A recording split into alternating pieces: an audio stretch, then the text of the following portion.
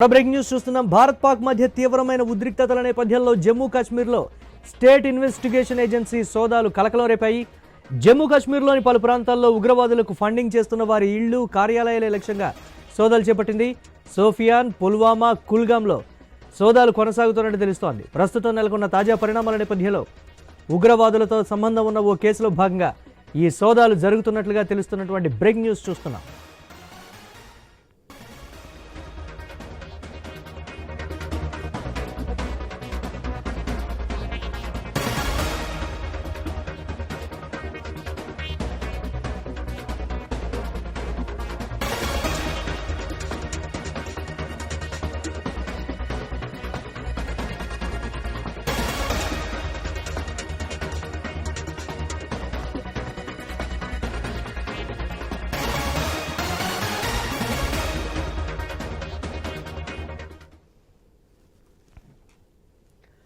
Operation సింధూర్కు తాత్కాలిక విరామం పడింది. పహల్గాం దాడికి ప్రతీకార దాడిగా గత 4 రోజులుగా పాకిస్తాన్లో ఉన్న ఉగ్రవాదులే లక్ష్యంగా భారత్ పాకిస్తాన్పై దాడులు చేసింది. దాయాది దేశం మాత్రం భారత పౌరులే లక్ష్యంగా దాడులు చేసింది. అయితే 4 రోజులుగా పాకిస్తాన్ చేస్తున్నటువంటి దాడులను భారత్ సమర్థవంతంగా తిప్పికొట్టింది. ఈ ఆపరేషన్లో పాకిస్తాన్ ఆర్థికంగా గట్టి దెబ్బ తగిలింది. ఈ పరిస్థితుల్లో పాకిస్తాన్ తోక ముడిచి అమెరికా మధ్యవర్తిత్వంలో కాళ్ల బేరానికి రావడంతో ఇరు దేశాల మధ్య సయోధ్య కుదరడంతో భారత్ కాల్పుల విరమణకు అంగీకారం తెలిపింది. కాల్పుల ఒప్పందంపై మాజీ సైనికులు అదేవిధంగా సామాన్య ప్రజలు ఏమనుకుంటున్నారో మా ప్రతినిధి రామ్ మరింత సమాచారం అందిస్తారు. దాడికి ప్రతీకారంగా భారత్ పాక్ మీద గత 2-3 రోజులుగా దాడులు చేస్తుంది. ఈ నేపథ్యంలో పాక్ కూడా భారత్ పౌరుల లక్ష్యంగా అయితే డ్రోన్ల సహాయంతో దాడులు చేయడం అయితే మనం చూసాము. అది ఇంతవరకు కూడా భారత్ పాకిస్తాన్ సంబంధించి బార్డర్ రాష్ట్రాలు ఏమన్నావో పంజాబ్, రాజస్థాన్, జమ్మూ కాశ్మీర్, శ్రీనగర్ లాంటి ఏరియాల్లో ఉధృత వాతావరణం నెలకొందని చెప్పుకోవచ్చు. సూర్యాస్తమయం అయిందంటే చాలు పాకిస్తాన్ భారత పౌరులని టార్గెట్గా దాడులు చేయడం అయితే చూసాం. అయితే దీనికి సంబంధించి ఇప్పుడు మనం చూసుకుంటే అమెరికా ఏదైతే మధ్యత్వం వహించి కాల్పుల విరమణ సంబంధించి అయితే ప్రకటన అయితే చేసింది. ఈ నేపథ్యంలో 5 గంటలకైతే భారత్ పాకులు కూడా కాల్పుల విరమణ ఒప్పందాన్ని అయితే అంగీకరించినట్టు కూడా ట్రంప్ ట్వీట్ చేయడం అయితే జరిగింది. ఈ నేపథ్యంలో మనం చూసుకోవచ్చు మాజీ సైనికులు అదేవిధంగా కొంతమంది పౌరులు మనతో పాటు ఉన్నారు. ఏదైతే ఈ కాల్పుల విరమణ సంబంధించి వారు ఏమంటారో వాళ్ళు మాట్లాడి తెలుసుకునే ప్రయత్నం చేద్దాం. మేడం, చూసుకోవచ్చు ఇంతవరకు కూడా పాక్ ఏదైతే దుశ్చర్య చేసిందో దాన్ని బలంగా భారత్ అయితే తిప్పుకొట్టిన పరిస్థితి కనిపించింది. ఈ నేపథ్యంలో పాక్ అయితే తెల్లవారుజాము నుంచి కూడా మనం చూసుకోవచ్చు కాలబేరానికి వచ్చిన పరిస్థితి ఉంది. ఏదైతే అమెరికాతో కూడా మాట్లాడింది, అమెరికా సెక్రటరీతో కూడా మాట్లాడే పరిస్థితి ఉంది. ఈ నేపథ్యంలో భారత్ కూడా దీన్ని అంగీకరించినట్టయితే ఒక అనౌన్స్మెంట్ చేసింది. ఈ కాల్పుల విరమణపై ఏమంటారు మీరు? ఇది శుభసూచకమేనండి. ఎందుకంటే ప్రపంచ దేశాలన్నీ ఏది కోరుకుంటే దానికి మనం సిద్ధంగా ఉండడం అనేది మనం నేర్చుకోవాల్సిన గొప్ప పాఠం. అది మన మోదీ గారికి అన్ని విధాలుగా అన్ని విషయాలు తెలుసు. ఎక్కడోట ముందుకు వెళ్ళాలి, ఎక్కడ వెనక్కి వెళ్ళాలనే విషయం. కాకపోతే వాళ్ళు ఏంటంటే ఉగ్రవాదుల్ని వాళ్ళు ఉసుగెలిపి మన దేశం మీదకి ఎప్పటికప్పుడు వదులుతుంటారు. కాకపోతే మనం సింహం మీదకి ఏగొచ్చి వాళ్తే లెగిసి మళ్ళీ పడుకొని అలా ఉంటూ ఒక్కసారి ఏం చేస్తుందంటే ఇంక దీన్ని ఉపేక్షించేది లేదంటూ ముందుకు వెళ్ళిపోతుంటుంది. వెళ్ళేటప్పుడు చాలా ప్రాణులు చనిపోతుంటాయి. మరి ఇప్పుడు ఎందుకంటే శత్రువుని పట్టుకునే దారిలో ఎన్నో పోతుంటాయి. అలాగే మనము చేసేటప్పుడు వాళ్ళు ఈరోజు కాలు బేరానికి వచ్చేటప్పుడు మనము మరీ మనకు క్షమించే తత్వం మన ఇండియాలో ఎక్కువ కదా, దానికి కూడా మన కట్టుబడి ఉన్నారు మోదీ గారు. కాకపోతే ఒక భారత స్త్రీ సింధూర్ అంటే నా భర్తని చంపి నన్ను వదిలేయకండి అనేటప్పుడు మోదీకి చెప్పుకోండి మీరు అనే మాటకి ఒక మోదీకే కాదు ఇండియాలో ప్రతి మహిళకి కూడా అది కష్టంగా అనిపించింది.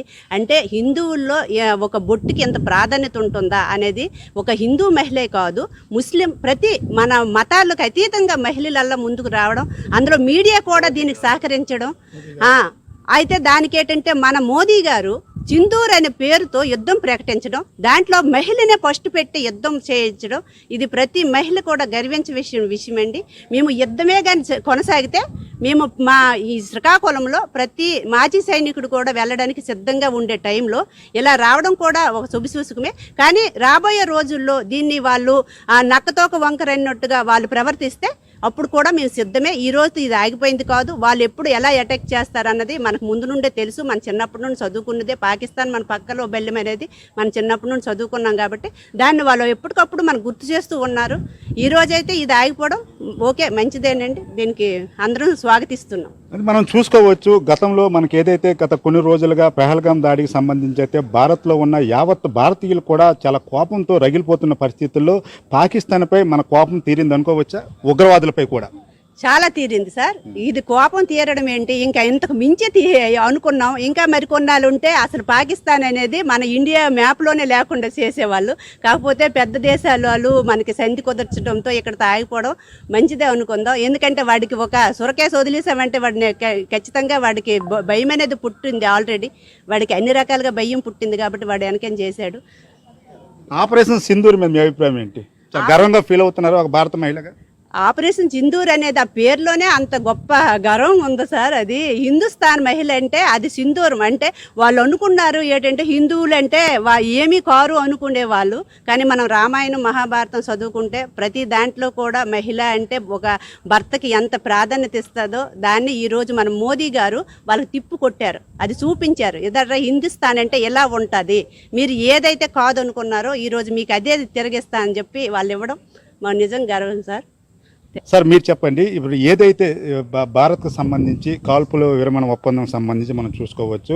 పాకిస్తాన్ అయితే ఏదైతే సామాన్య పౌరులుగానే టార్గెట్గానే యుద్ధం చేసింది. గతంలో యుద్ధాలు కూడా జరిగేవి. గత యుద్ధాలని ఇప్పుడు జరిగిన ఈ 3-4 రోజుల యుద్ధం పోల్చుకుంటే అసలు ఏమనొచ్చు? గతంలో జరిగిన యుద్ధాలు అంతంత మాత్రంగా ఉండేవి సార్. ఇప్పుడు ఏంటంటే ఈ ఉగ్రవాదులు 26 మంది అమాయక ప్రజల్ని బలి తీసుకోవడం వల్ల, తర్వాత మోడీ గారికి వెళ్ళి చెప్పండి అని చెప్పడం వల్ల అది ఒక ప్రెస్టేజ్ ఇష్యూగా నరేంద్ర మోడీ గారు తీసుకొని మన భారతదేశంలో ఏంటంటే హిందూ దేశం ఒకటే ఉంది మన ప్రపంచ దేశాల్లో. అలాంటిది హిందూ మతాలని వాళ్ళు ద్వేషించి హిందూ మతాలని టార్గెట్ చేసి హిందువులనే చంపడం అంటే చాలా బాధాకరమైన విషయం. అందుకు ఏంటంటే ఒక ప్రెస్టేజ్ ఇష్యూగా నరేంద్ర మోడీ గారు తీసుకొని ఈ యుద్ధం చేయడం చాలా మంచి పరిణామం సార్. ప్రజలంతా గర్వించదగ్గ విషయం ఇది. ఇకపైన కూడా ఏమైనా తోగజాడించినట్టయితే ఇంతటితో ఆగదు ఇది. ఇంకా ఇంతకంటే ధీటుగా సమాధానం చెప్పి పాకిస్తాన్ అంటే అణచివేసే ఉగ్రవాదులను అణచివేసే దిశగా మన భారతదేశం ప్రయాణిస్తుందని చెప్పేసి నమ్ముతున్నామండి. సార్ మనం చూసుకోవచ్చు, పాకిస్తాన్ ఉగ్రవాదుల్ని ఎప్పుడు కూడా ప్రోత్సహిస్తున్న పరిస్థితి అయితే కనిపిస్తుంది. కాల్పుల విరమణ ఒప్పందం చేసినప్పుడు కూడా పాకిస్తాన్ ఉగ్రవాదులు ఇంకా పెంచి పోషిస్తున్న పరిస్థితి కనిపిస్తుంది. ఇప్పుడు ఈ విరమణ ఒప్పందం ఏ విధంగా మనం చూడవచ్చు? ఈ విరమణ ఒప్పందం అంటే అమెరికా మన ట్రంప్ తీసుకున్న నిర్ణయం మంచిదే. కానీ ఈ విషయంలో పాకిస్తాన్ ఏంటంటే ముందు ఒకటి చెప్తుంది, వెనక ఇంకో తప్పుడు పని చేస్తుంది. వాళ్ళకి పని ఏంటంటే వాళ్ళు ఉన్న ఫోర్సెస్తో పాటు వాళ్ళు ఒక ఉగ్రవాద సంస్థల్ని ఎలాగైనా మళ్ళీ స్థాపిస్తారు. మనం ఇంచుమించుగా 1947 నుండి మనం చూస్తూనే ఉన్నాము. ఈ ఒప్పందాలన్నీ చూస్తున్నాము. మనకి ప్రతి 2 సంవత్సరాలకి 3 సంవత్సరాలకి ఏదో ఒక అటాక్ చేయడం, మన హిందుస్థాన్ మీద ఏదో ఒక మనం వాళ్ళు ఏడ్ చేస్తారు, వాళ్ళు ఏడ్ చేయలేరని ఒక అంటారు. ఏదైనా ఈ విషయంలో నేను మరొక విషయం చెప్తాను. ఈసారి ముట్టుకు ఏది జరిగితే మన వరల్డ్ మ్యాప్లో పాకిస్తాన్కి పూర్తిగా ఆ దేశాన్ని మొత్తం సాఫ్ చేసే విధంగా ఈసారి ముట్టుగా జరగడం జరుగుతుంది. అదేవిధంగా మాజీ సైనికులు అందరూ ఇప్పుడు ఆల్రెడీ 15 లక్షల మంది ఇండియాలో ఉన్నారు. అందరూ ముందు వెళ్ళడానికి ఉన్నారు. ఇందులో చాలామంది యుద్ధాలు చేసి ఎక్స్పీరియన్స్ చేసిన వాళ్ళు కూడా ఉన్నారు.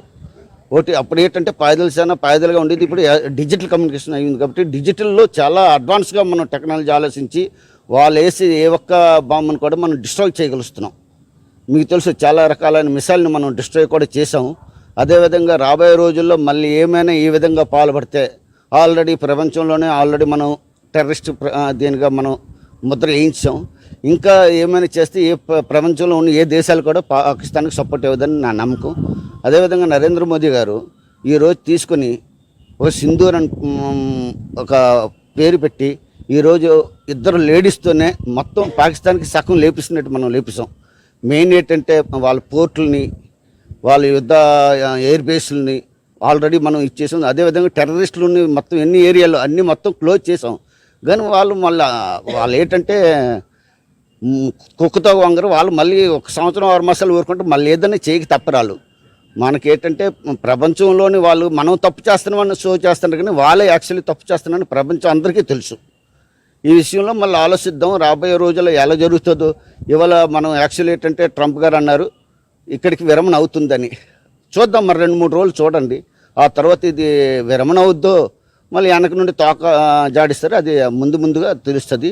ఇది నేను చెప్పాల్సింది. ఏదైతే ఆపరేషన్ సింధూర్ సంబంధించి ప్రపంచ దేశాలకు కూడా భారతదేశం తాలూకా బలం తెలిసింది. మనం చూసుకోవచ్చు గత 3 రోజులకు కూడా పాకిస్తాన్ నుంచి ఎటువంటి ఆయుధాలు ప్రయోగించినా సరే తిప్పుకొట్టిన పరిస్థితి కనిపిస్తుంది. దీన్ని అసలు ఏ విధంగా చూడొచ్చు?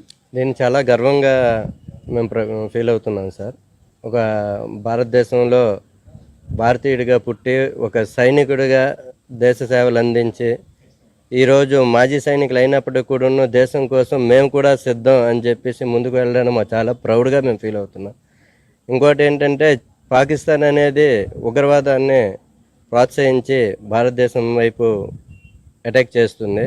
పాకిస్తాన్కి సపోర్ట్ చేసే దేశాలకు కూడా ఈరోజు ఈ సింధూర వారితో పాకిస్తాన్కి ఏ దేశం అయితే సపోర్ట్ చేస్తుందో వాళ్ళకి కూడా భారత్ అంటే ఎలా ఉంటుంది, నెక్స్ట్ మేమేమైనా తోక జాడిస్తే మాది కూడా ప్రపంచ పటాల్లో నుంచి మా దేశం కూడా లేకుండా చేస్తారు వీళ్ళు, భారత్ అంటే ఇంత దమ్ముందా అని ప్రపంచ దేశాలకు చాటి చెప్పించారు. ఈరోజు ఈ చైనా బంగ్లాదేశ్ కూడా వీళ్ళు పాకిస్తాన్కి సపోర్ట్ చేయడం, ఉగ్రవాదులను వీళ్ళు కూడా తయారు చేస్తున్నారేమో తెలియదు. వీళ్ళు ఇలాంటి తోకజాడింపు కార్యక్రమాలు ఏమైనా చేస్తే దానికి కూడా ఆ మిగతా 2 దేశాలకు కూడా అటాక్ చేసి పాకిస్తాన్కి ఎలా అయితే బుద్ధి చెప్పామో వాళ్ళకు కూడా అదేవిధంగా బుద్ధి చెప్పడానికి భారత్ ఎప్పుడూ సిద్ధంగా ఉంటుందని చెప్పేసి ఈ మీడియా పూర్వకంగా తెలియజేస్తున్నాం.